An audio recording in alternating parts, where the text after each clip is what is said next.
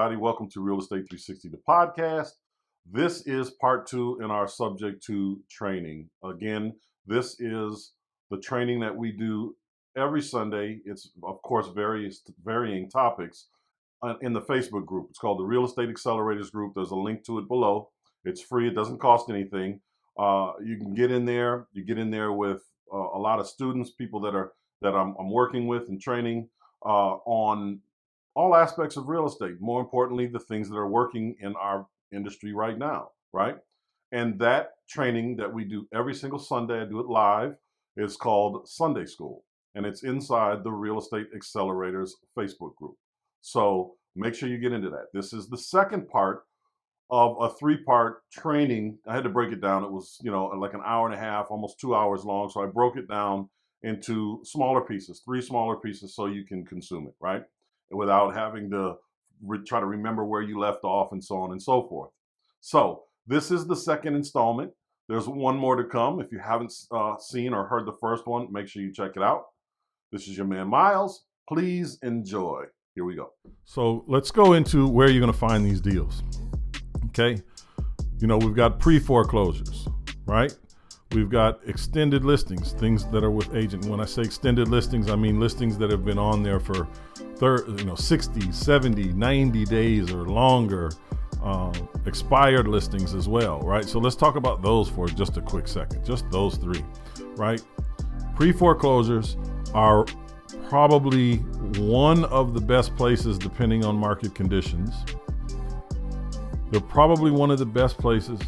Okay, you got it, Paul. I'm glad I was able to answer that question for you. But again, anybody watching, if you have questions, just throw them in here. Just throw them in because I want to answer your questions. So pre-foreclosures are self-explanatory. There are properties that are going into foreclosure. They're not quite there yet, but people know they're in trouble. And now you're beginning to have this conversation with them. And let me preface this part of it with all 3 of these: pre-foreclosures, expired listings, and extended listings. Really with all of them. I'm not even going to just limit it to that. If, let's say, a property is worth $300,000 and they're selling it for $320,000, and they're doing that in hopes of, because they know they don't have any equity, but they want to make sure that the agent gets paid. But it hasn't been selling, it hasn't been selling. This is more of a negotiation thing, but it hasn't been selling. Might have been on there 5 months, 6 months, approaching, its expired status. If that is the case, it's now time to have a conversation with the agent, and saying, hey, how serious are these people? Or how susceptible, how open are they to having a conversation with us about, owner financing their house? Because if we get terms, we can give them their price. And these kind of situations come up all the time. It's not just a foreclosure situation. It could be their job is moving, or maybe they lost their job and they can't really afford to stay in that house anymore. I mean, there could be any number of reasons. We talked about it, whatever. But there are a ton of pre-foreclosures that are out there, and there's a lot that are coming up. If you've watched any of the stuff that I talk about, you hear me constantly talk about, get ready. The next 18 to 24 months are going to be crazy. It's going to be crazy. There's going to be so much opportunity out there. The reason for that is this, and let me be clear. Okay. Values have been going up while rates have been suppressed. They've been really, really low, right? Now we have high values and rates that are now meeting those, which means there are fewer and fewer people to buy. That will make the market plateau, which is what we're seeing now. Some areas are already coming down. Okay. We are then going to start seeing values come down. But think of the people that just bought a house a year ago, 2 years ago. These values have gone up so high, so fast over the course really of the last 3 years. But the past 5-6 years have been astronomical in terms of value. But over the past 3 years, it's been crazy the last 3 to 4 years. I mean, just absurd. So the people that are going to wind up in situations that bought properties in the last 2 years, and whatever circumstances happened in their life, and they have to sell this property, they're either going to have to come out of pocket with some money as values start to dip, or they're going to have to find a way to hold this, or they're going to have to give it back to the bank. That's where we come in. and we offer these creative financing situations. And how you negotiate these is going to be paramount in you getting the deal, because you have to remember, I can give you a script that says, hey, here's how you're going to negotiate this deal. But it's not always going to be like that, because the circumstances are always going to be different. The circumstances of the seller are going to be different. The circumstances of the loan are going to be different. The circumstances of the property are going to be different. So it's a matter of understanding where someone is, to negotiate. But I digress. We'll get into that here shortly. Pre-foreclosures, expired listings, and extended listings. Now, you can go. Let me talk about this from someone who might not have any money. Wait a second here. Paul has a question. Personal note question. Where to find deals to subject to property pre-foreclosure. Okay. All right. 69, et cetera, to expired. Yes. So, pre-foreclosures, you can find a pre-foreclosure list by utilizing a service, right? Those are kind of leads that you want to buy. Now, you don't have to utilize a service. You can go to your county courthouse and get a listing of those, but you're still going to have to skip trace them if you're going to call them or go door knocking, But you can get a list. You can buy a list from a lot of different places. There's a ton of places where you can buy them. You can have services, which Paul, I'll be able to share some of that stuff with you. Because I know that you're in the training program, so I'll be able to share a lot of that stuff with you. But we use batch leads, right? And batch leads and batch dial. We use that to pull all our leads and do our skip tracing. And there are other services that we use, but that's one of the main ones we utilize, where we get our lead sources from, right? That's where we get our leads from. So that helps out a great deal. There's a monthly or an annual fee. There's different levels that you can be in, and just kind of go from there. But the pre-foreclosures, I get them from there, but you can get them from your county records office. They come out every month. You can get them from other services, other list services. There are a million list services out there where you can go and buy a list of pre-foreclosures for the time frame in which you're looking. Okay, so that's a great place. Expired listings. You're going to get those from your agent. You can also get those expired listings from those list services as well. Okay, but if pretty much everyone, I'm pretty sure everyone here knows someone that is an agent, right? They know somebody that's an agent. Reach out to them and say, hey, listen, I'm looking for these kinds of things. I'm looking for expired listings. I'm looking for agents who have extended listings. And you don't want to be represented by an agent, but you can work with an agent. So what do I mean by that? What I mean by that is you want to keep your expenses down, right?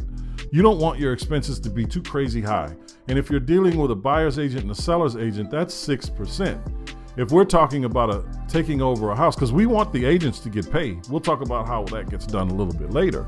But if we're going to make sure these agents get paid, and it's a $300,000 house, and you've agreed to a $300,000 price, let me say it that way. I mean, 6%, that's $18,000 that you've just added to the deal, right? So you don't want to be represented by, anyone else. You don't want to be represented. You want to know what you're doing. Okay? So if you know what you're doing, you're not going to be represented by an agent. That saves you 3%. In this case, it saves you $9,000. Now, if you're dealing with an extended listing, this would be an extended listing. This would be a listing that the agent who listed it knows they're having a difficult time selling it. They know that they're going to be getting to the end of the listing period and they're going to lose this. And a lot of times the sellers get very upset with the agent for not being able to sell their property. So this is where a little bit of education comes in on your part to the agent. And listen, if you wind up in that situation, by all means, reach out to me. Whether you're in my training or not, I will help you walk your way through this, right? I will help you talk to agents and I'll help you talk to sellers, right? I want to see people succeed. So, reach out to me and we can set up a time and make that happen. Having said that, when you're talking to these agents, you're saying, listen, do you think that, and you want to talk to the listing agent. So you want to see what agent listed it and reach out to them. That's why we want to pull the extended listings. We want to be able to get that from an agent friend, or if you're an agent, you're going to be able to see who the listing agent is, and you reach out straight away to the listing agent. You don't want to reach out to your agent because now they're entitled to 3%. But let me get back to this. So when you're dealing with them, the agents on the extended listings, they're getting to the end of it. They're not being able to sell it and it's always because of price. The agent knows it's because of price, but maybe the seller is just unwilling or just unreasonable. So now you're going to walk the agent through a process and say, hey, Mr. or Mrs. Agent, this is, what we do. We'd like to offer, we're going to make 2 offers to this person. We're going to make a cash offer, and we're going to make, a creative financing offer. Okay. Well, what's a creative financing offer? Well, creative financing in this case would be a subject to offer. We would come in and take over the mortgage and pay the mortgage payments, but we would agree to their price in this particular scenario because we think we can make money on that property. Now, there's other things that kind of go into it, but in short, that's what it is, right? And so that agent will then go and prime the pump, if you will, with that person to see if they're open to that, if they're open and ready to do something like that. Now, if it's a 6-month listing and it's been on the market for 5 months and they haven't gotten any bites, they're going to be open to a lot of stuff, especially if they have to sell. For whatever reason, they have to sell, right? I had a buddy who did a deal, I think it was maybe a year ago. He did this deal where the person, it was an expensive house, like $1.2 million, I think it was, $1.2 million or $1.3 million, somewhere in there. But they bought it for $600,000, and it wasn't selling, and the agent couldn't sell the house. I think in this particular case, the guy wanted like 1.5, or I can't remember the specifics in terms of the numbers, but I know he wanted more than what the market was bearing at the time. So they made a deal, a terms deal. Said, look, all right, we'll come in, and here's how that deal structure went. They paid the $600,000 note, right? They paid that, and it was a high interest rate. The guy was paying, I think, $3,800 on that, or $4,000 on that one, somewhere in there. And they also structured interest payments, simple interest payments, on the equity above the $600,000, and they gave him like $50,000 down. His motivation wasn't that he needed to sell the house. He just didn't want it anymore. He was done. He didn't need the space.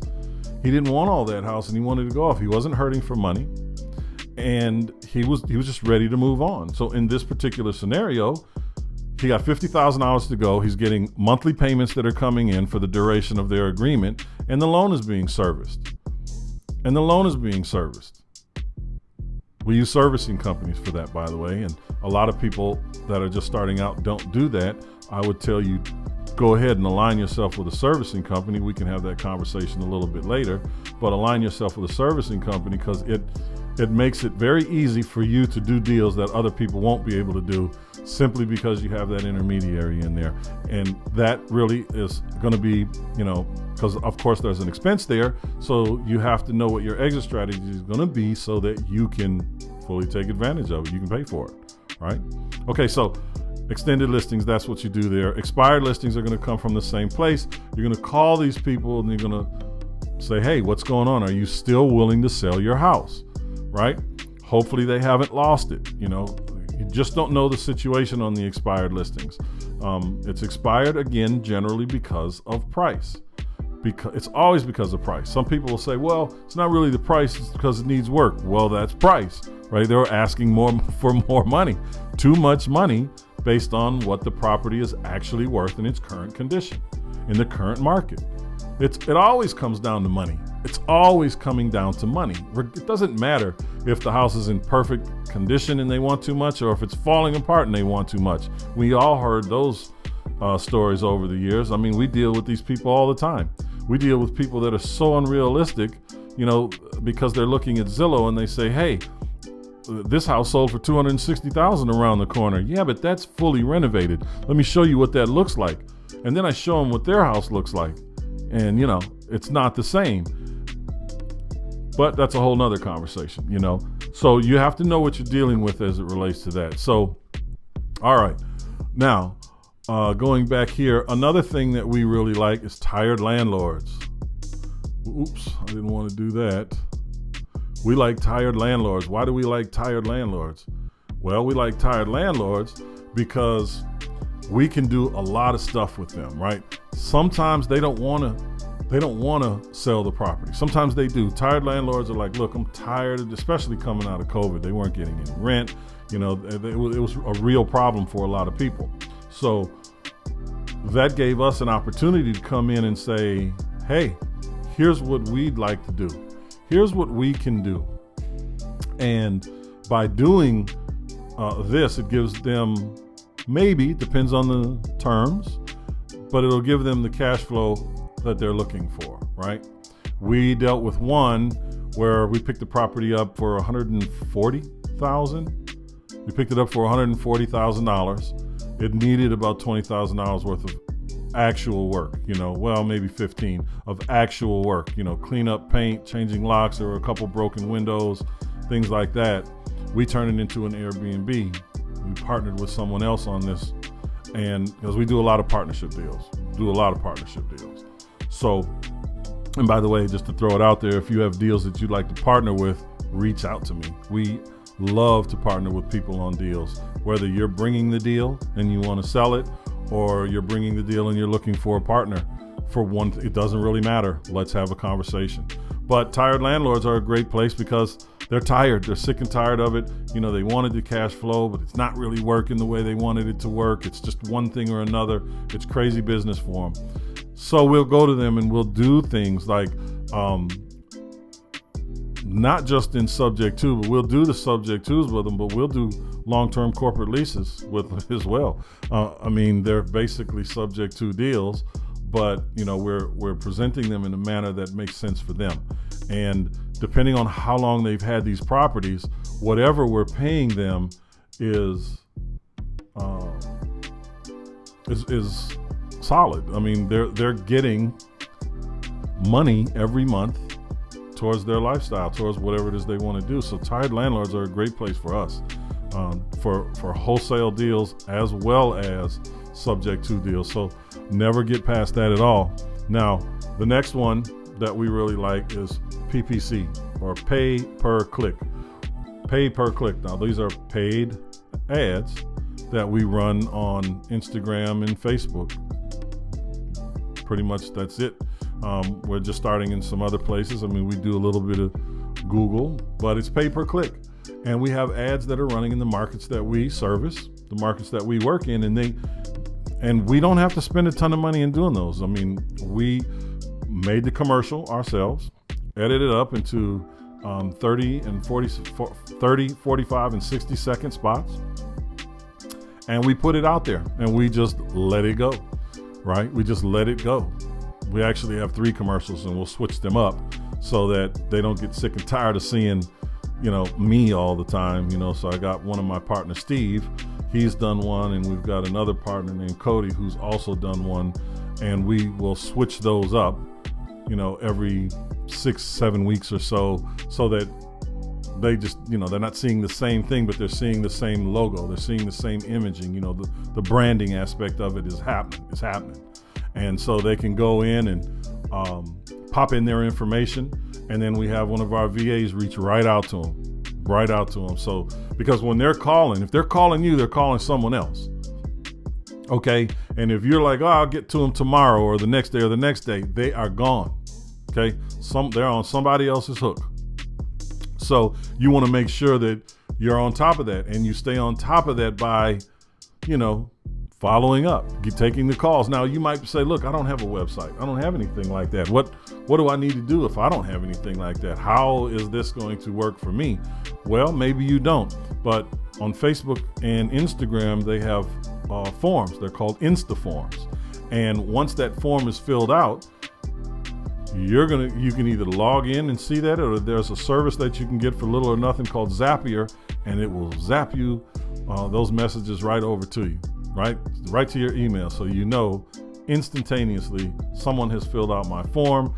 You can look at the form and call them and say, hey, this is Jane Doe. I'm calling because you just filled out a form about selling your property. And you say whatever you want to say in your commercial, right? And listen, when I say you go and shoot a commercial, I'm not saying that you have to go out there and do this this big production. You don't have to do that. You see this? You can do this right here. If you've got a modern iPhone, I mean, you can do it right there, right? Or maybe you're an Android user. I'm not sure of the editing software that comes with that, but I know it exists. So you can sit there and edit up, shoot a video on your phone, right? On your phone. Edit it up on your phone. Upload it from your phone to Facebook. Create the Insta form right there and make it happen, right? So pay per click. And what we do in those particular situations, depending on the city, we're spending, and the time frame, we're spending anywhere between $20 and $50 per metropolitan area. In Atlanta, we'll go at about $30 a day, and we just let the commercials run. We'll bump it up to 50 sometimes. It depends on the time of the year and all that great stuff. But $20-30 a day. Compare that to a direct mail campaign, blows it out of the water. And these are warm leads. These are people that are contacting you saying, I need help with my situation. And your messaging, if for anyone here that has taken my 5-day real estate marketing challenge, I talk a lot about the messaging. If you haven't taken it, hit the banner above, at the top of the group, and take the 5-day marketing challenge. It's one video, one module, if you will, a day for 5 days, maybe 20 minutes of your time. But your messaging is vital. Who are you going after? We're talking about subject to. So we're going to be talking about people. Hey, have you been having a hard time selling your house? Is it listed? Did your listing expire? Call me. I can get you your price. It can be as simple as that, because we don't care how much equity is in the property, as long as we know we can cash flow that property based on a number of exit strategies. That's all we really care about. And that's all you should care about, okay?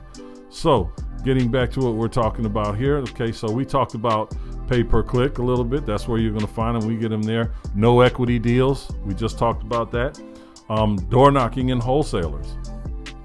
Why would you ever want to deal with wholesalers, and why would you even consider door knocking, right? Wholesalers are great. They're always out there. There are wholesalers that have deals they haven't been able to sell. There are wholesalers that make bad deals, right? And they haven't been able to sell them because, they're looking at wholesaling this property in a very specific manner, in a wholesale formula, but, they're pushing up values. They're looking at things that just don't make sense. They're comparing the property to properties that are bigger, any number of reasons. They have missed the mark, and they're telling these people, the sellers, hey, we can get you this, we can get you this, we can get you this. Well, you talk to them, and maybe you can't get them a cash offer, but you start the dialogue. You have wholesalers bring you deals they can't sell. Because it happens all the time. Wholesalers are constantly losing deals because they negotiated a bad deal. How do I know this? It's more than me just being in the market for 20 years, but I've told you time and time again, my first 2.5 years in this business, I made no money. I didn't make any money to live. I made a little money here and there, but I was making those bad deals because I was looking at doing deals in one way and one way only, and that was a wholesale way. Back then we had a 65% method, 65% of the ARV minus the rent. It's the same formula, but the numbers are now 70 and 75%, right? But back then it was 65% ARV minus renovation minus what you want to make, right? So if the house was worth $200,000, 65% of that is $130,000. If the renovations were $40,000, you're going to take that off the $130,000. That's $90,000. If you want to make $10,000, you got to take that off of the $90,000. Now it's $80,000. Now your MAO, your maximum allowable offer, is now $80,000. But you don't start there. You start at maybe 65 or 70. And that was the only way I was looking at doing deals. And people would be like, "No, I can't take $65,000 for my house. I can't do that. I can't take $75,000 for it. I can get more than that right now." Heard it all the time. But that was the only thing I knew until I learned this strategy. Once I learned this, we got way more deals, because now we can do deals with people that, as a wholesaler, cannot be done. It opened me up into a whole new world of buyers that, I mean, my first house that I moved my family into was a subject to deal. My very first house was a subject to our first house. We went from an apartment to a house. And I tell you, it was just, it was an eye-opening experience. It changed the way I looked at this business. It just changed the way. And I still needed cash, right? Because cash flow is good, but when you're starting, you need cash. You need money, right? Because you got bills, you got people to take care of, you got things to do. You might be behind. You need to catch up on stuff. You need cash. You need to hit $5,000, $7,000, $10,000. You need that. You need it right now. Well, with these deals, when I learned how to do that, when you're wholesaling subject to deals, you go in and you negotiate the deal. You do all the stuff that we're just talking about. This is one of your exit strategies. You do all the stuff that we're sitting here talking about. You go out, you negotiate the deal, you get it done, and then you sell it for $5,000, $7,000, or $10,000, whatever, it depends on the deal, to another investor that wants to do a lease option, a subject to, but you've done all the work. You've done all the negotiating. You found the deal, you negotiated the deal, paperwork is done, your contract says it's fully assignable, now you assign it to this person for X number of dollars. They take it over, they pay you the $7,000, $10,000, $5,000, whatever it is, and you're gone. And they're gonna do whatever they're gonna do, fix it up, turn it into an Airbnb, rent it out, whatever their exit strategy is. It's totally up to them at that point. You have now made your money. Okay, so wholesalers are a great place, and they're everywhere. Just reach out to them. Get involved in meetup groups. You see people all the time that have signs on the road. We buy houses, or whatever the gimmick is. Call them and say, "Hey, listen, do you have any deals that you've had on the books for a while? You're having a difficult time getting rid of them." Develop the relationships. They might not have it today, but they might have it next month. They might have it next week. So you got to do that. Call listing agents. I want to go back to that. A lot of investors will tell you not to do that. I'm telling you to do it because you can negotiate even their 3%. And if you're an agent and you're watching this right now, please forgive me. I'm just being honest. If you've had a hard time, if you've got a 6-month listing and this property is about to, the listing is about to expire, and that seller is mad at you, and maybe we're your last choice. Maybe we're your last option, but you've brought it up to them, to this person, because they really want to sell, and you've brought it up to this person. I'm bringing you a deal that would be, or closing on a deal that would be otherwise dead. My conversation with you is not going to be a 3% commission. My conversation is going to be with you a fee, right? Going back to the same $300,000 deal that we were talking about. You're looking at that 3%, $9,000. You're looking at that 3% and you're saying, okay, I got somebody that's going to be able to take it over, and they're going to make sure that I get paid, which we will. And you guys got to know that you have to make sure that people get paid. You can't go in there and just take it for nothing. I mean, it doesn't have to be your money, but it's going to be somebody's money. We'll have another conversation about that. But this is what it is. This is real. And in order for you to make sure that you're doing this, you have to have this conversation with them and say to them, Mr. and Mrs. Agent, I can't pay you 3% on this, as a commission, because, I got to come in here. We got to be creative. It's going to cost us a ton of money to get it done. If we don't get it done in the next couple of weeks, your listing is going to expire. It's done. And we can't make them a cash offer. They want too much money.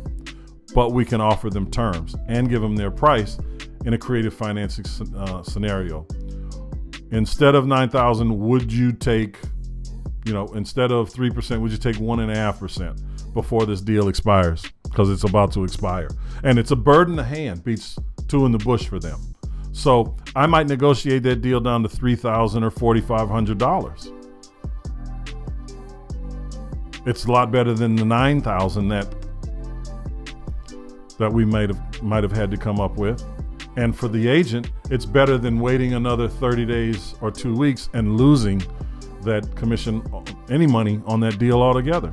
And a lot of times you got to realize agents actually have money. They have time and money sometimes put up into these properties. You know, those beautiful pictures that are being taken on these properties, the homeowner's not taking those. It's the agent that goes out and gets the photographer and pays them God knows how much money to come over and take those pictures. You know, that's maybe $600, $700 right there, but it depends on the house. You know, the bigger the house, the more expensive it's going to be. But I know that it's at least $500 or $600.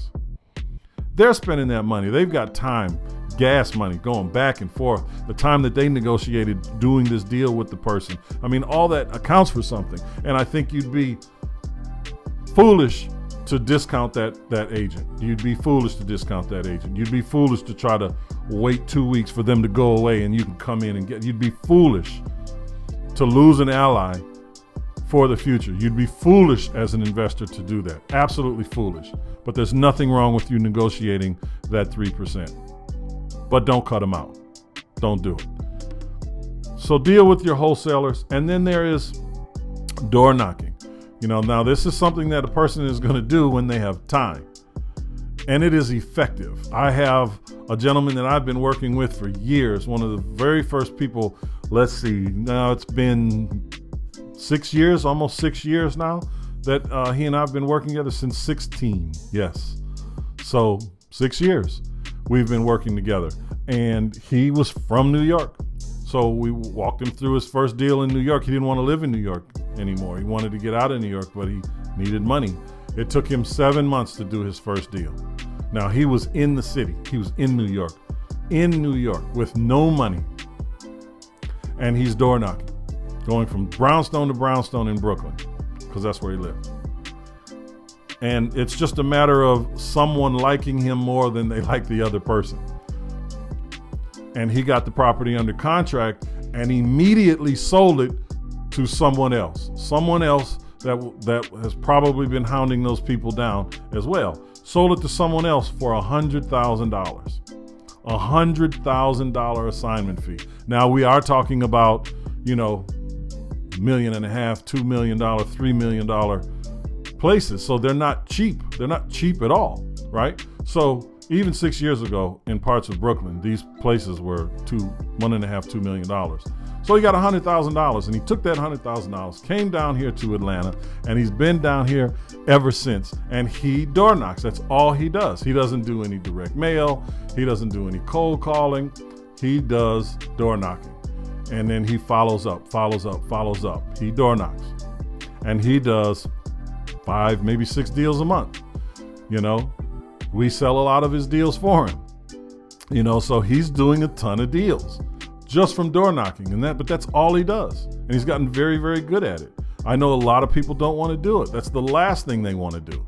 They don't want to spend all the time and energy that it takes to go out into an area and canvass it for the next 2 weeks and then cultivate that list, you know. And there's a trick to the trade, and we can have a conversation about what you can do when you're door knocking and what kind of messaging needs to be on your paperwork or your flyer or your bandit signs that you're going to canvass that particular area with as well. What is your message? Because it's your message that's going to get through, not just you knocking on the door, because, hey, you don't know if that person is renting that house. And if they are, you got to ask them to give you the homeowner's information. Then you got to get on the phone. Okay. So door knocking is a great way to get that done as well. And a lot of people are always overlooking the door knocking thing. And it is tough, but hey, you got it. I think if you got time, if you got a bunch of time, generally you don't have a bunch of money. So utilize that time to go get yourself some money, but stay away from this. Stay away from for sale by owners.